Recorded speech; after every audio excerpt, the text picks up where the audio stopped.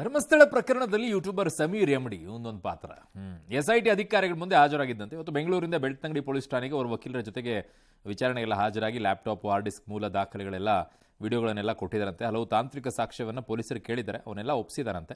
ಬೆಳಗ್ಗೆ 40 ನಿಮಿಷದಲ್ಲಿ ವಿಚಾರಣೆ ಮುಗಿಸಿಕೊಂಡು ಬೆಳ್ತಂಗಡಿ ಪೊಲೀಸ್ ಠಾಣೆಯಿಂದ ವಾಪಸ್ ಹೋಗ್ಬಿಟ್ಟಿದ್ದಾರೆ. ಬೆಳ್ತಂಗಡಿ ಠಾಣೆಯಲ್ಲಿ ದಾಖಲಾಗಿರುವಂತೆ ಇನ್ನೂ 2 ಕೇಸ್ನ ವಿಚಾರಣೆ ಬಾಕಿ ಇದೆ. ಹೀಗಾಗಿ ಸೆಪ್ಟೆಂಬರ್ 3ಕ್ಕೆ ಮತ್ತೆ ವಿಚಾರಣೆಗೆ ಬರೋಕೇನೋ ಸೂಚನೆ ಕೊಟ್ಟಿದ್ದಾರಂತೆ. ಗಿರೀಶ್ ಮಟ್ಟನ್ ಅವರಿಂದ ಧರ್ಮಸ್ಥಳ ಪಂಚಾಯತ್ನಿಂದ ಫೋರ್ಜರಿ ದಾಖಲೆ ಬಿಡುಗಡೆ ಏನು ಮಾಡಿದ್ರಲ್ಲ, ಅದಕ್ಕೆ ಈಗ ಧರ್ಮಸ್ಥಳ ಪಂಚಾಯತಿ ಅಧಿಕಾರಿಗಳನ್ನ ಬುಲಾವ್ ಕೊಟ್ಟಿದ್ದಾರೆ ಎಸ್ಐಟಿ ಅವರು. ಈ ಸಂಬಂಧ ಏನಾಗಿದೆ ಏನಿಲ್ಲ ಅನ್ನುವಂಥದ್ದನ್ನು ಮ್ಯಾಚ್ ಮಾಡಿ ನೋಡುತ್ತಾರೆ, ಹೌದಾ ಇಲ್ವಾ ಅಂತೇಳಿ. ಇನ್ನು ಧರ್ಮಸ್ಥಳದಲ್ಲಿ ಅಸಹಜ ಸಾವುಗಳ ತನಿಖೆ ಸರಿಯಾಗಿ ನಡೆದಿಲ್ಲ ಅಂತ ಹೇಳಿರುವಂಥ ಮಟ್ಟಣ್ಣ ಅವರು ಸುಮಾರು 500 ಪುಟಗಳ ದಾಖಲೆಗಳನ್ನು ಅಧಿಕಾರಿಗಳಿಗೆ ಕೊಟ್ಟಿದ್ದಾರಂತೆ. ತನಿಖೆ ನಡೆಸದಿರಲು ಏನು ಕಾರಣ, ಇದರ ಬಗ್ಗೆ ನಮಗೆ ಅನುಮಾನ ಇದೆ ಅಂತ ಎಸ್ಐಟಿ ಮುಂದೆ ಮಟ್ಟಣ್ಣ ಅವರು ಹೇಳಿದ್ದಾರೆ. ಈ ಮಧ್ಯೆ ಧರ್ಮಸ್ಥಳ ಕೇಸ್ನಲ್ಲಿ ಎಸ್ಐಟಿ ತನಿಖೆ ಪೂರ್ಣ ಮಾಡೋಕೆ ಸಮಯ ನಿಗದಿ ಮಾಡಿಲ್ಲ. ಎಸ್ಐಟಿ ತನಿಖೆ ನಡೆಸುವಾಗ ಎನ್ಐಎ ತನಿಖೆಯೂ ಸಾಧ್ಯ ಇಲ್ಲ ಅಂತ ಗೃಹ ಸಚಿವ ಪರಮೇಶ್ವರ್ ಸ್ಪಷ್ಟಪಡಿಸಿದ್ದಾರೆ.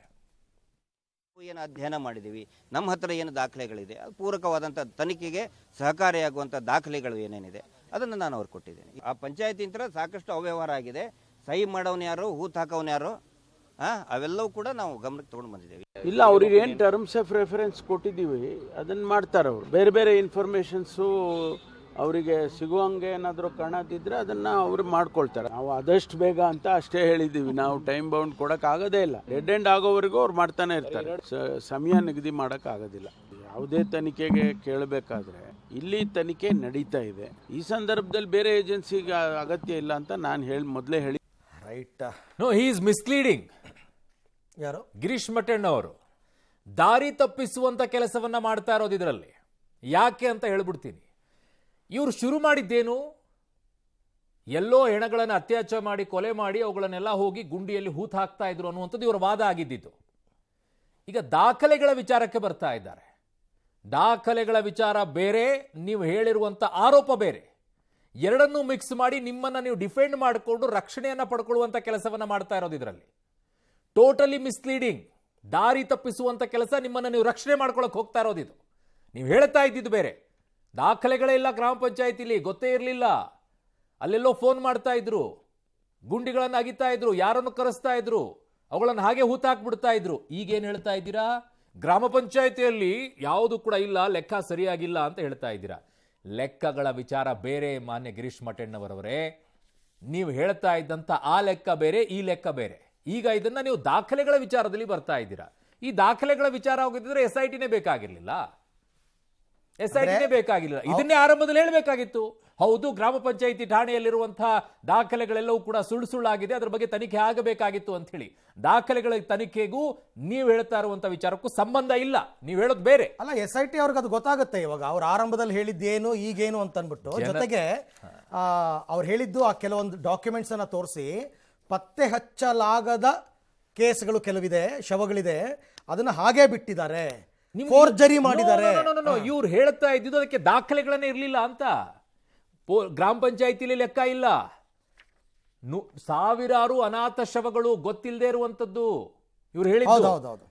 ದಾಖಲೆಗಳು ಹೆಂಗ್ ಬಂತ ಹಂಗಿದ್ದ ಗ್ರಾಮ ಪಂಚಾಯತಿಲಿ ಇವ್ರ ಪ್ರಕಾರ. ಆಮೇಲೆ ದಾಖಲೆಗಳು ಇದೆ ಅನ್ನೋದಾದ್ರೆ ಎಸ್ಐಟಿ ಅವರು ಅದ್ರ ಬಗ್ಗೆ ತನಿಖೆ ಮಾಡೋ ಅವಶ್ಯಕತೆನೇ ಇಲ್ಲ. ನೋ, ಹಾಗಿದ್ದಾಗ ಪೊಲೀಸ್ ಸ್ಟೇಷನ್ ಪೊಲೀಸರು ಹೋಗಿರ್ತಾರೆ ಅಲ್ಲಿಗೆ. ಹೌದು, ಗ್ರಾಮ ಪಂಚಾಯತ್ ನಿಮಗೆ ಲೆಕ್ಕ ಇರೋದೇ ಆದ್ರೆ ಪೊಲೀಸರು ಹೋಗಿರ್ತಾರೆ, ವೈದ್ಯರು ಹೋಗಿರ್ತಾರೆ, ಪೋಸ್ಟ್ ಮಾರ್ಟಮ್ ಲೆಕ್ಕನೂ ಬಂದಿರುತ್ತೆ. ಬಟ್ ತನಿಖೆ ಸರಿಯಾಗಿಲ್ಲ ಅಂತ ಹೇಳೋದು ಬೇರೆ. ಬಟ್ ನೀವ್ ಹೇಳ್ತಾ ಇರೋದು ಯಾರೋ ಒಬ್ರು ಅತ್ಯಾಚಾರ ಮಾಡಿ ಕೊಲೆ ಮಾಡಿಬಿಟ್ಟು ಅದನ್ನ ಫೋನ್ ಮಾಡ್ಬಿಟ್ಟು ರಾತ್ರೋರಾತ್ರಿ ಗುಂಡೆ ಆಗಿ ಅಗಿಸ್ತಾ ಇರೋದು, ಅಂದ್ರೆ ಅದಕ್ಕೆ ದಾಖಲೆ ಇಲ್ಲ ಅಂತೇಳಿ. ಈಗ ಯಾಕೆ ದಾಖಲೆಗಳ ವಿಚಾರಕ್ಕೆ ಬರ್ತಾ ಇದ್ದೀರಾ? ನೀವು ಈಗ ನಿಮ್ಮನ್ನ ನೀವು ಡಿಫೆಂಡ್ ಮಾಡ್ಕೊಳ್ಳೋಕೆ ಈ ಹೊಸ ಅಸ್ತ್ರವನ್ನ ಬಳಕೆ ಮಾಡ್ಕೊಳ್ತಾ ಇದ್ದೀರಾ. ಇದೆಲ್ಲ ದಾಖಲೆ, ಬೇಕಾಗಿರುವಂತ ದಾಖಲೆ. ನಿಮ್ಮ ಟೀಮ್ನವ್ರು ಹೇಳ್ತಾ ಇದ್ರಲ್ಲ, ಯಾವುದೋ ಫೋನ್ ಮಾಡಿ ಅಗಿಸಿ ಗುಂಡಿಯನ್ನು ತೋಡಿಸಿ ಹೂತ್ ಹಾಕ್ತಾ ಇದ್ದಿದ್ದು, ಅದಕ್ಕೆ ದಾಖಲೆ ಬೇಕು. ಇದಲ್ಲ. ಇವೆಲ್ಲ ದಾಖಲೆಗಳ ಗ್ರಾಮ ಪಂಚಾಯತಿಯಲ್ಲಿದೆ. ಏನೋ ಹಿಂಗೆ ಇಟ್ಕೊಂಡ್ಬಿಟ್ಟು ಟ್ಯಾಲಿ ಮಾಡ್ಕೊಂಬಿಟ್ಟು ಹೌದಾ ಇಲ್ಲ ಅಂತ ಹೇಳಿ ನೋಡೋದು ಬೇರೆ. ನೀವು ಹೇಳ್ತಾ ಇದ್ದಿದ್ದಕ್ಕೆ ದಾಖಲೆ ಕೊಡಿ. ಚೆನ್ನಾಗಿದೆ ಇದು, ಹೊಸ ಆಟಗಳೆಲ್ಲ.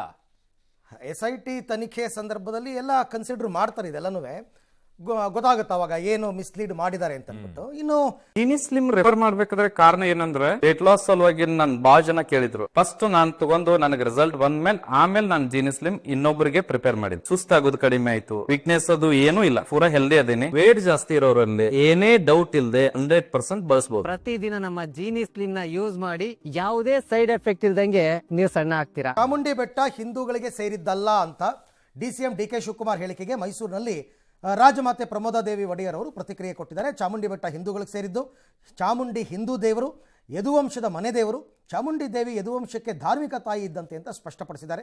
ದಸರಾ ಉದ್ಘಾಟಕರ ವಿಚಾರದಲ್ಲಿ ನನ್ನ ಅಭಿಪ್ರಾಯ ಏನೂ ಇಲ್ಲ.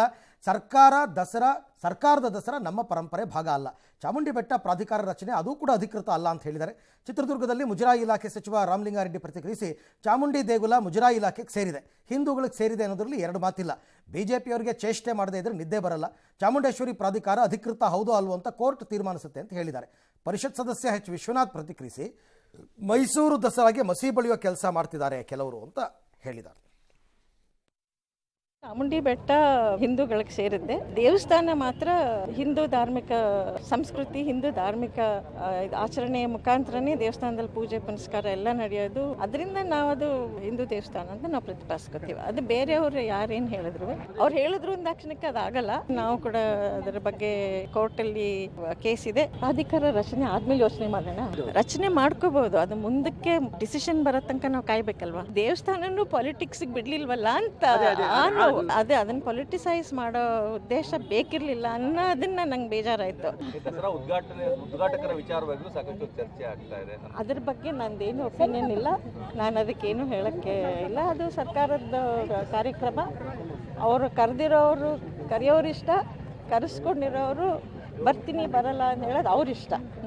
ನನಗೂ ಅದಕ್ಕೂ ನಾನು ಅದಕ್ಕೇನು ಒಪಿನಿಯನ್ ಇಲ್ಲ. ಸರ್ಕಾರ ಏನು ಮಾಡ್ತಾರೆ ಅದು ಅವ್ರಿಗೆ ಬಿಟ್ಟಿದೆ. ಯಾಕೆ ಒಂದೊಂದ್ಸತಿನೂ 5 ವರ್ಷಕ್ಕೊಂದ್ಸತಿ ಸರ್ಕಾರ ಬದಲಾದಾಗ ಅವ್ರವ್ರಿಗೆ ಯಾವ ಥರ ಬೇಕೋ ಮಾಡ್ಕೊಂಡು ಹೋಗ್ತಾರೆ. 7 ಕೋಟಿ ಜನಕ್ಕೂ ಸೇರಿರ್ತಕ್ಕಂಥ ನಾಡಹಬ್ಬ.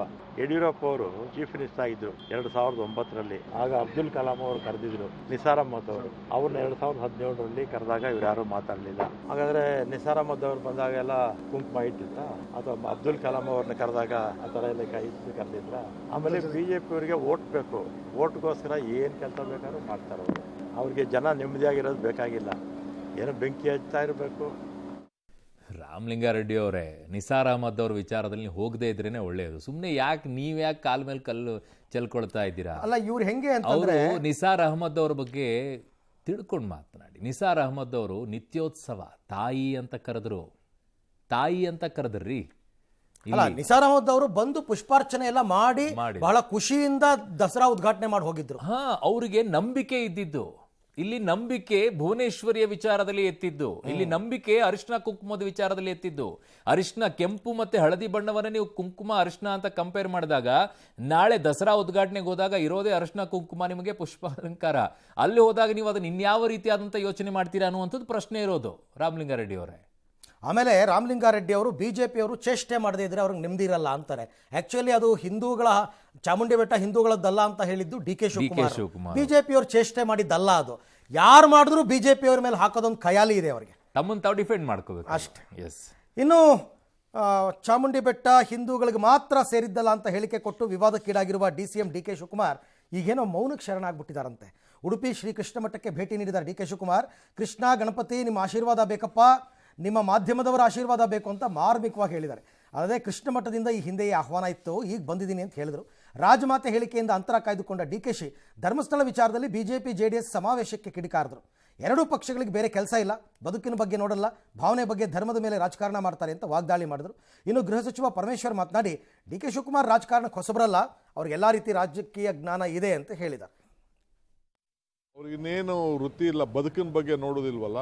ಅವ್ರ ಭಾವನೆ ಮೇಲೆ ಬರೀ ಧರ್ಮದಲ್ಲೇ ರಾಜಕಾರಣ ಮಾಡ್ತಾ ಇದ್ದಾರೆ ಹೊರತು ಬದುಕಿನಲ್ಲಿ ರಾಜಕಾರಣ ಮಾಡ್ತಾ ಇದ್ದಾರೆ. ಅವರು ಏನು ರಾಜಕಾರಣಕ್ಕೆ ಹೊಸಬ್ರ, ಅವರು ಸಮರ್ಥರಿದ್ದಾರೆ. ಮತ್ತೆ ಎಲ್ಲ ರೀತಿಯಲ್ಲೂ ಕೂಡ ಅವರಿಗೆ ರಾಜಕೀಯದ ನಾಲೆಡ್ಜ್ ಇದೆ. ಎಲ್ಲ ಹೋಗಿದ್ವು, ಅಲ್ಲಿ ರಾಹುಲ್ ಗಾಂಧಿ ಅವರ ರ್ಯಾಲಿ ನಡೀತಾ ಇದೆ, ಅದಕ್ಕಾಗಿ ಮುಖ್ಯಮಂತ್ರಿಗಳು ನಾವೆಲ್ಲ ಹೋಗಿದ್ದು.